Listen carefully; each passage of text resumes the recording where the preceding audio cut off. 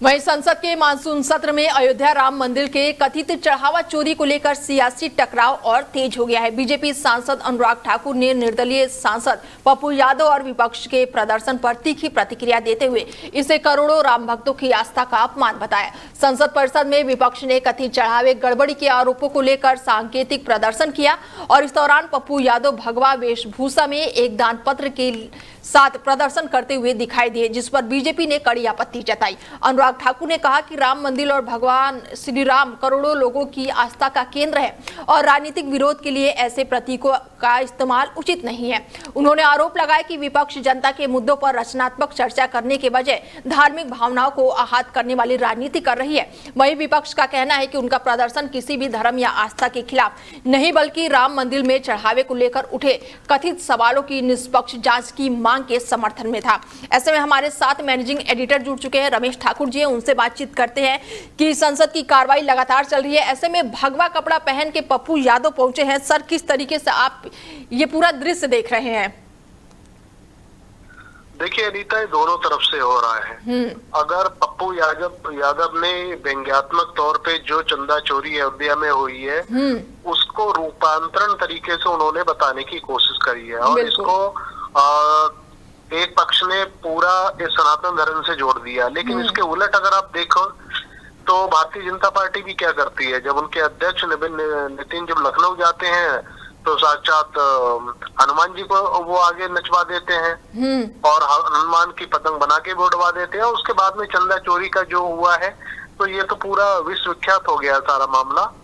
तो इसमें आज की डेट में न पार्लियामेंट में और ना कोई काम हो पा रहा, ना कुछ हो पा रहा, बस यही हो रहा, तुमने करा तो हमने कर दिया, हम करेंगे तो तुम करेंगे, तो यही सब चल रहा। और बाकी मुझे लगता है जनता सारी देख रही है, ये ड्रामेबाजी जो दोनों तरफ से हो रहे हैं, मुझे लगता है इससे इतर थोड़ा सा काम करना चाहिए, जो जनता के भले में होना चाहिए वो करना चाहिए, लेकिन वो ना करके ये सब ड्रामेबाजी लोग कर रहे हैं जी।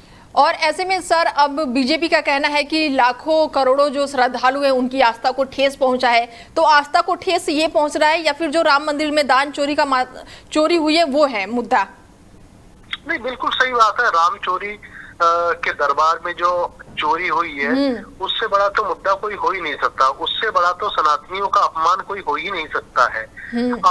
अब अगर आप ये कहो कि भगवा कपड़े पहन के अगर कोई ये हास्यास्पद या फिर नाट्य रूपांतरण अगर कोई करता है तो फिर इसी भगवे के चोले में आसाराम बापू भी जो रेपिस्ट है, जो दोषी करार दिए गए हैं, और इसी में बाबा राम रहीम भी हैं, उन्होंने भी रेपिस्ट का काम किया है।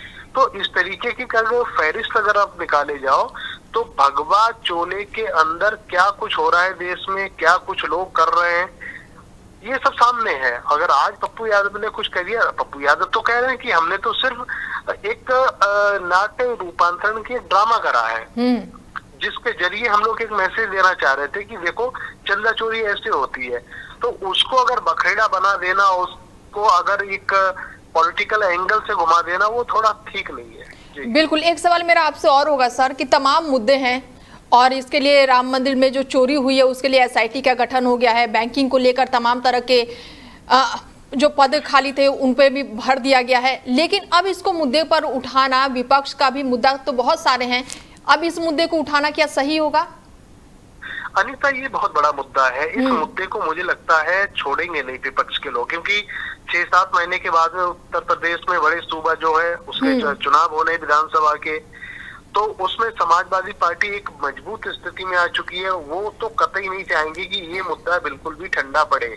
और इसके अलावा 4 राज्य और हैं, क्योंकि एक साथ में 5 राज्यों के चुनाव होने हैं, पंजाब होना है जिसमें, और उत्तराखंड है, तो ये प्रमुख राज्य है। तो ये चाहते हैं कि अगला जो चुनाव 6-7 महीने के बाद में होने वाला है वो इसी मुद्दे के इर्द गिर्द रहे, ताकि सनातनी लोगों को ये बता पाए कि आप जिस पार्टी को आप वोट देते हो, देखो वो आपके चंदे को भी चोरी कर लेती हैं। तो यही सब बताने के लिए कोशिश कर रहे हैं। हालांकि विशेषाधिकार हनन के मामले भी पार्लियामेंट में जा चुके हैं राहुल गांधी के खिलाफ, और उधर से भी ये चीजें हो रही हैं। तो कुल मिला के ये है जो मूल मुद्दे हैं, जो बुनियादी मुद्दे हैं भारत में, चाहे महंगाई हो जाए, छात्रों की समस्याएं बिल्कुल, हो बिल्कुल। जाए, बेरोजगारी हो जाए, उन मुद्दों पे बिल्कुल काम नहीं हो रहा। आपको पता है कि पार्लियामेंट सेशन जब चलता है तो 1 मिनट की पार्लियामेंट सेशन की कार्रवाई में 2.5 लाख रुपए का खर्च होता है। बिल्कुल, बिल्कुल। और 1 घंटे की कार्रवाई में 1.5 करोड़ रुपए खर्च होते हैं। वो पैसे हमारे आपके टैक्स पेयर के लोग होते हैं, लेकिन उस पर जरा सा भी ध्यान ये लोग नहीं दे रहे हैं। जी ठीक है सर, जुड़ने के लिए बहुत शुक्रिया आपका।